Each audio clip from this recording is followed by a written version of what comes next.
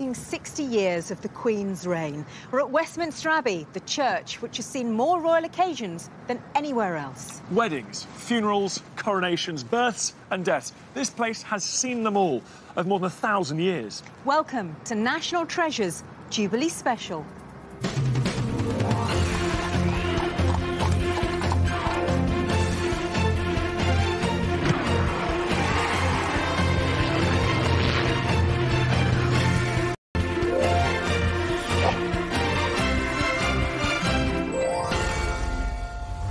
Welcome to Westminster Abbey, Royal Church, World Heritage Site and one of the most visited historic buildings in the UK.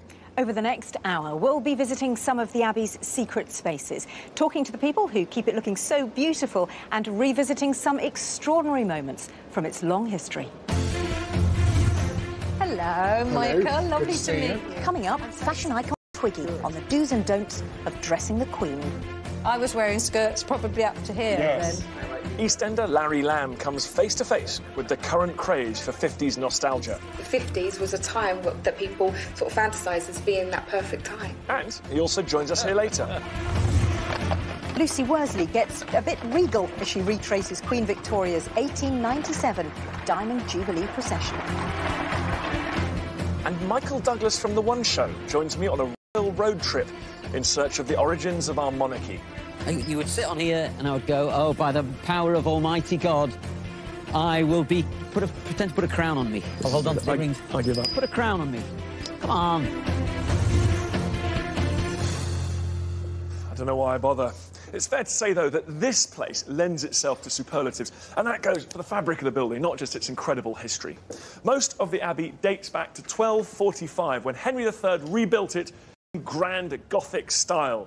He was mainly showing off to the French, so of course he made sure that this was as high as possible. In fact, it's still the highest church in England. All of which means from up here in the Triforium, one of the few spaces in the Abbey not currently open to the public, I get a glimpse of what was once called the best view in Europe. Well, I tell you, it's not too bad from down here either, Dan. Of course, this year we're celebrating 60 years of the Queen's reign. She became Queen in February 1952 when her father died, but her coronation didn't take place until almost 18 months later on the 2nd of June 1953. The ceremony was held here, like all royal coronations, and the Abbey was closed from the beginning of that year for the elaborate preparations. Normally, the Abbey can seat around 2,000 people, but they wanted enough space for 8,000. Tons of steel and wood were brought in to build. By the morning of June the 2nd, everything was ready. Everyone taking part had rehearsed. The event would go flawlessly.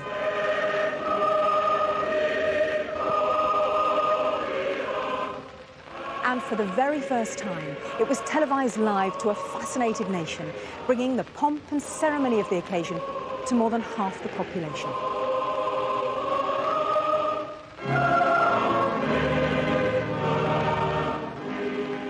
Well, two people who were in the Abbey on that very day are here to share some of their memories today. David Bainbridge and David Overton were part of the 350-strong choir who sang during the ceremony. Welcome, gentlemen. Thank you very much for coming back, because, of course, you were young boys when you first sang here, weren't you? How old are you? I was just 12. 12 years old? Yeah. And I was only 10. Oh, gosh, happy memories, though, I imagine. It is amazing. How did you first get involved? Well, after the late King passed away, the Royal School of Church Music ran a series of choir festivals throughout the year, attended by something over 4,000 choristers from around the country. And the next thing I knew at Christmas time that year was that I was going to be singing here in the Abbey. And you had a lot of rehearsals away from home, spent a month away from home. Yes, we did. We were told that we would spend a month at Addington Palace near Croydon. They come from all parts of the United Kingdom, and tomorrow in the Abbey they will join nearly 400 other choristers. And the BBC filmed it as well. What's it like when you look back at the footage? It was amazing. I mean, it was something very special that happened in my life, yes. What about you, David Overton? This place more familiar to you because you were part of the Abbey Choir? Familiar in the sense that we sang as the Abbey Choir every day in the choir stalls just behind us. But, of course, for the coronation, the whole Abbey had been transformed into a different place. Were you aware of the significance of the day? No. Frankly, for a 10-year-old boy, I was just too young mature to grasp just what a momentous occasion it was. Were you badly behaved at any stage? There must have been a lot of hanging around, a lot of waiting. You must have got bored, surely. Not badly behaved, good heavens, Abbey choristers. I do remember that when we got into the Abbey, when we got to our seats, we found in our cassock pockets ham sandwiches, barley sugars and an apple, which were intended to sustain us for the hours of the day. But of course, they didn't last long. We soon polished those off, and I remember dropping the apple cores down the scaffolding poles. Ooh, you wouldn't have done that, would you? No. Ours was pillar fights at Addington Palace after dark, which was a lot of fun. David Overton, give us a sense of how it feels now to have been part of that special day. Now, having seen the filming, becomes actually even larger than the recollection at the time. Those are the memories of the paint, the music, the spectacle of a unique occasion which you obviously experience once in a lifetime. We're very pleased to have had you here. Thank you very much, David Bainbridge and My David pleasure, Overton. thank you. Thank you. Well, the Queen's coronation was the 38th to have been held here, but have you ever wondered why we have kings and queens in the first place? Michael Douglas from The One Show has. So Dan lured him out on one of their history road trips to fill him in. Cue the camper van. So he's asked me to meet him up here somewhere, but I don't know how I'm supposed to find him with all this fog everywhere. I'm just glad I'm in a van this time, because, as ever, he's got me to meet him at the top of a hill. I mean, what is it with Dan Snow and hills? Yeah, look at him up there. Look at him up there.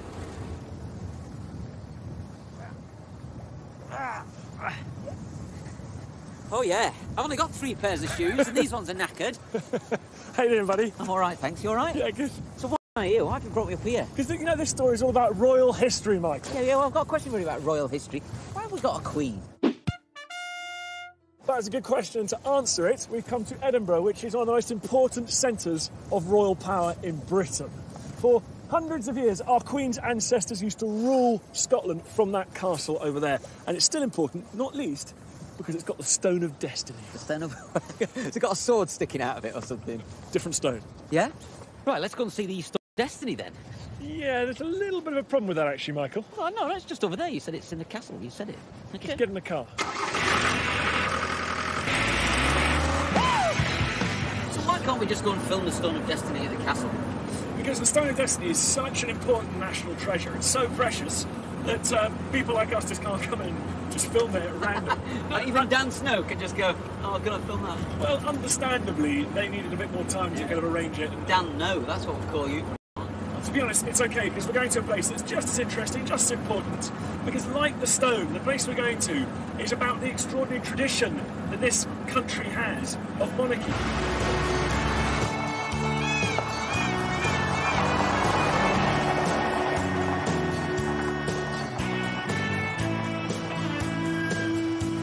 Well, this is pretty impressive, is it not? This is Scone Palace, then, is it? Exactly, it looks exactly like a palace should as well. It does, yeah.